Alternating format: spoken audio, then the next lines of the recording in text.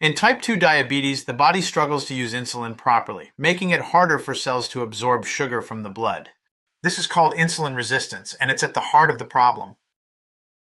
When inflammation rises and mitochondria become damaged, your cells stop responding to insulin. That's why improving mitochondrial health can help unlock insulin sensitivity again.